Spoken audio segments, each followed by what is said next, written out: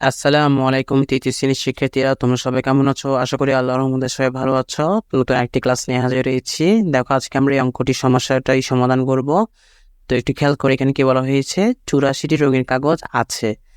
যদি এই কাগজগুলো 4জন শিশুকে সমানভাবে ভাগ করে দেওয়া হয়, তবে প্রত্যেক কয়টি করে কাগজ পাবে? অর্থাৎ এখানে বোঝার বিষয় হচ্ছে যে রঙিন কাগজ কয়টা আছে বলতো। রঙিন কাগজ কিন্তু 84টা রঙিন কাগজ আছে।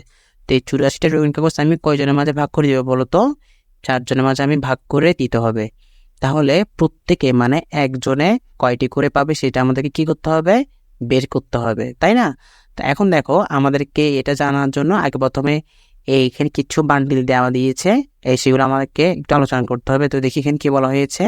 ধরো এক বান্ডিলের মধ্যে 10টি রঙিন কাগজ আছে। এক বান্ডিলের মধ্যে 10টি রঙিন কাগজ আছে। তাহলে এভাবে করে এক একটা বান্ডিলের মধ্যে 10টা রঙিন কাগজ দেওয়া আছে। তাহলে দেখো, আমি কি করব, এই 2টা রঙিন কাগজ মানে 2 বান্ডিল আমি কি করব, একজনকে আগে দিয়ে দিব। তাহলে দেখো, 2টা রঙিন কাগজ যদি আমি একজনকে দিয়ে দিই তাহলে কত হবে?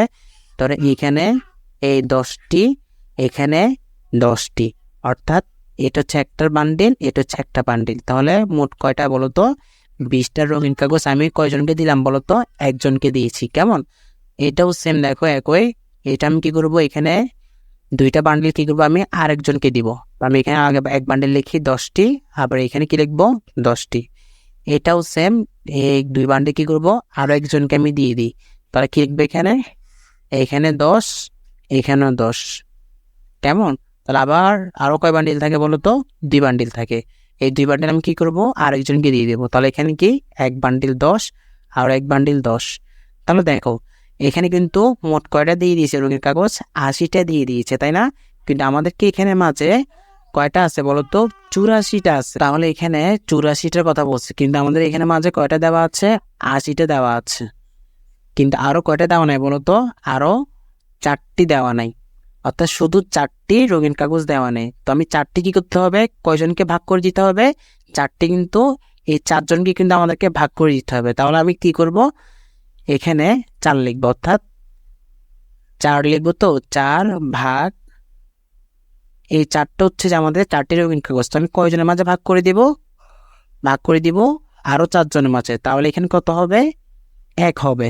কেমন? কত হবে? 1 হবে। তাহলে এখানে কি দাঁড়াচ্ছে দেখো তো? এখানে দাঁড়াচ্ছে, যখন আমি 84কে 4 দ্বারা ভাগ দিব তাহলে কত হবে সেটা আগে আমি লিখে ফেলি। তাহলে দেখো, 84কে আমি কি করব, ভাগ দিই। তো 84কে আমি কয় দ্বারা ভাগ দিব?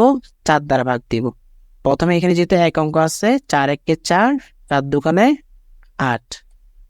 তাহলে দেখো, এখানে 8 থেকে 8 বিয়োগ দিলে 0, 0 দ্বারা হবে না, কেননা কোনো সংখ্যার আগে 0 হয় না। তো আমি কি বসাবো? নিচে 4টা বসে যাবে। তো দেখো, নিচে 4টা বসলে আমরা কি করবো, আবার এই 4কে একবার গুনলে কত হবে? 4 একে 4, তাহলে 0। তাহলে এখানে কত হবে? 21 হবে। তো এখানে ভাগফল কত হবে বলতো? 21। এখন 21টা কিভাবে আসছে জানো? আমরা যখন 80কে আমরা 4জনের মাঝে ভাগ করে দিব, অর্থাৎ 80টি রঙিন কাগজকে আমরা 4জনের মাঝে ভাগ করে দিব, তাহলে কত পাবো? 20 পাবো। কিন্তু কত পাবো? 20 পাবো। তাহলে আরো কয়জন থাকে? আরো 4টি কি থাকে? অবশিষ্ট থাকে না রঙিন কাগজ? কেন 84টি কিন্তু মোট রঙিন কাগজ। তো 84টির মধ্যে যখন আমি 80 জনকে দিয়ে দিয়েছি, অর্থাৎ 80টি রঙিন কাগজ যখন আমি 4জনের মাঝে দিব, তখন কিন্তু একজন পাবে কত করে? 20টি করে পাবে। কিন্তু আরো কি 4টি বাকি আছে না? এই 4টি আমি কি করবো? 4জনের মাঝে ভাগ করে দিলে আরো কত হবে? 1 থাকবে। সেজন্য আমি এই 2টা যোগ করে দিলে কত হবে বলতো? 21 হবে। অর্থাৎ এটাই বুঝতে যাচ্ছে যে আমরা যখন 84কে জনের মাঝে ভাগ করে দিব তাহলে একজন কয়টি করে পাবে? 21টি। কিন্তু তোমাদেরকে বোঝানোর জন্য এখানে বান্ডিলটা দিয়ে দিয়েছে। আরো কি করবে, এখানে দেখো, এই 84কে দেখো, 84কে 80কে প্রথমে 4জনের মাঝে ভাগ করে দিলে কত হবে? 20, মানে একজনে পাবে। আবার অবশিষ্ট থাকে কত? 4। তো 4জনকে 4টি কাগজকে আমরা যখন 4জনের মাঝে দিয়ে দিব তাহলে কত, একজন কয়টি করে পাবে? 1টি। তাহলে মোট আমরা কত লিখবো? এখানে 21টি লিখবো। অর্থাৎ এই 20টি হচ্ছে যে 80 জনের মাঝে ভাগ করে দেওয়া হয়েছিল, তখন একজনে পাবে 20টি। আর যখন 4টি অবশিষ্ট কাগজ ছিল, ওই 4টি 4জনের মাঝে দিলে 1 হবে। তাহলে 2টা যোগ করলে কত হবে? 21 হবে। এই ধারণাটাই এই অঙ্কের মধ্যে প্রকাশ করা হয়েছে। আশা করি তোমরা এই অঙ্কটির ধারণা কিন্তু বুঝতে পেরেছ। মূলত এই অঙ্কটি এভাবে করে দেওয়ার একটা কারণ অঙ্কটি কিভাবে হয়েছে সেটাই তুলে ধরা হয়েছে এটার মাঝে। আশা করি তোমরা এটা বুঝতে পেরেছো। তারপর শিক্ষার্থীরা দেখো 1 নম্বর এখানে কি বলেছে, ভাগ করে, অর্থাৎ আমাদেরকে এখানে ভাগ করতে হবে। আমরা কিন্তু ভাগের নিয়মগুলো শিখেছি, তো আমি তোমাদের সুবিধার্থে করে দিচ্ছি। দেখো এখানে 36 ভাগ কত 3 দেওয়া আছে, যেহেতু প্রথমে কত 36 দেওয়া আছে, সেজন্য আমাদেরকে কি করতে হবে, রাফের মধ্যে 36টা কি করতে হবে, মাঝখানে লিখতে হবে। কেমন? তো আমরা পাশে দিয়ে কি লিখবো, 3 দেওয়া আছে, 3টা এখানে লিখবো। এখন আমরা কি করব, ভাগ করব। যেহেতু এখানে এক অঙ্ক দেওয়া আছে, আমাদের কি করতে হবে, এখানে একটা অঙ্ক নিতে হবে, অর্থাৎ এটা কিন্তু এক অঙ্ক, একটা সংখ্যা মানে এক অঙ্ক। আর এখানে কয়টা সংখ্যা বলতো, 2টা সংখ্যা। তাহলে এখানে কয়টা অঙ্ক, এই এক অঙ্ক, এই এক অঙ্ক, তাহলে কয়টা অঙ্ক, 2 অঙ্ক। তাহলে প্রথমে আমরা কি করব, এই 3কে 3 দ্বারা ভাগ দিব, অর্থাৎ 3 নামতা আমি কতবার গুনলে 3 হবে। আমরা যদি 3 নামতা একবার গুনি, মানে 3 1-কে কত পাবো, 3 পাবো। এই 3টা আমি এখানে লিখবো। তারপর এখন কি করবো, ভাগের বেলায় বিয়োগ হবে। তো 3 3 বিয়োগ দিয়ে 0, কিন্তু আমি এখানে 0 বসাবো না, কেননা এখানে যেহেতু 6 আছে পাশে, এই 6টা এখানে বসবে। তাহলে এখন আমি কি করবো, আবার 3-এর নামতা 6 বার পর্যন্ত গুনবো, দেখি কতবার হয়। 3 1-কে 3, 3 2-কানে কত পাই বলো তো, 6 পাই। সেজন্য আমি এখানে 6 লিখতে হবে। আর এখন 6 6 বিয়োগ দিলে 0। কেমন? আমরা যখন 6 6 বিয়োগ দিব তাহলে কত হবে বলো তো, 6 6 বিয়োগ দিলে 0 লিখবো।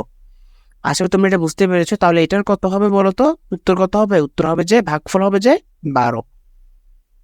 আশা করি তোমরা এটা বুঝতে পেরেছো। তারপর দেখো 86 ভাগ 2, তাহলে প্রথমে আমি কি লিখবো, মাঝখানে 86 লিখবো, 86 লিখবো। আর পাশে দিয়ে কত লিখবো, 2 আছে, 2 লিখবো।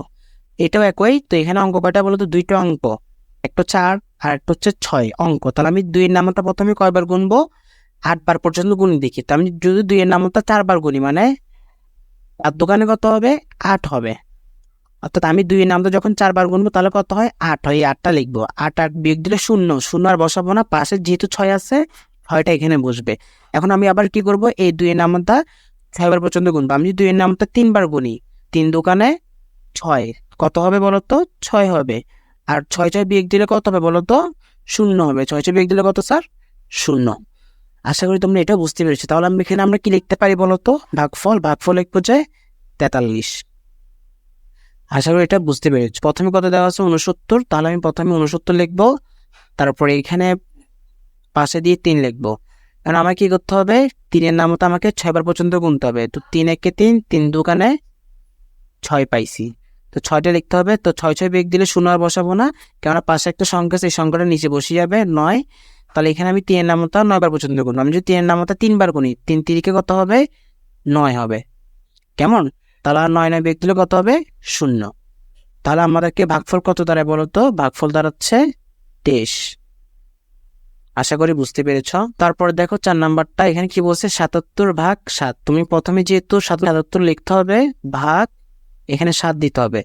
আমাকে প্রথমে এক অঙ্ক নিতে হবে। তো এক অঙ্ক হচ্ছে 7 আছে, তো আমি 7 এর নামটা আমি যদি একবার গুনি, 7 1-কে 7 পাই। তো 7 7 ভাগ দিয়ে 0। আর এখানে পাশে 7 আছে, 7টা নিচে বসে যাবে।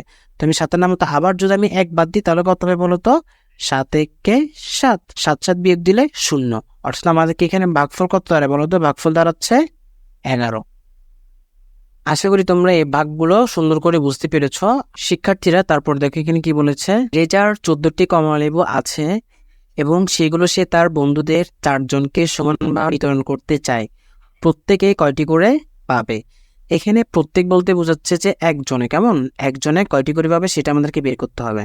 তাহলে দেখো রেজার কিন্তু কয়টি আছে কমলালেবু বলতো, 14টি কমলালেবু আছে। আর সে কতজনের মাঝে ভাগ করে দিতে চায় বলতো, 4 জনের মাঝে ভাগ করে দিতে চায়।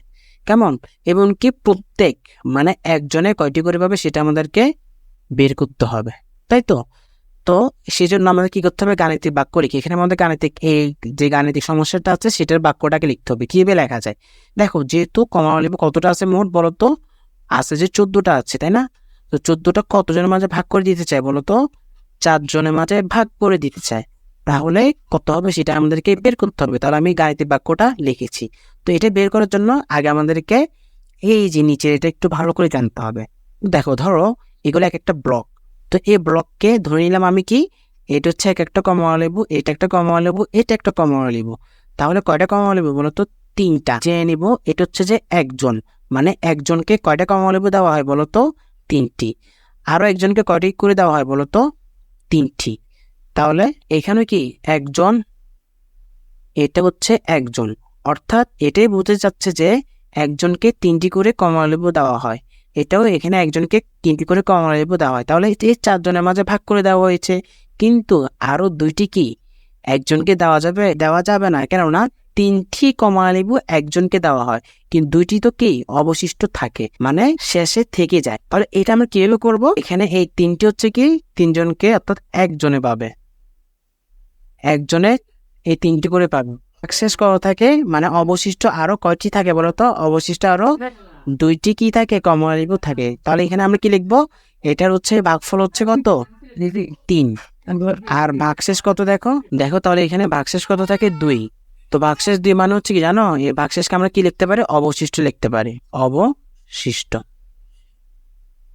তাহলে এখানে মূল টপিকটি কি দাঁড়ায়? প্রত্যেকে কয়টি করে পাবে? প্রত্যেকে পাবে 3টি করে, তবে অবশিষ্ট থাকে কয়টি? 2টি। এটাও লিখতে হবে কি প্রত্যেকে, মানে একজনে পাবে 3টি, আর অবশিষ্ট থাকে কয়টি? 2টি। আশা করি তোমরা এটা বুঝতে পেরেছো।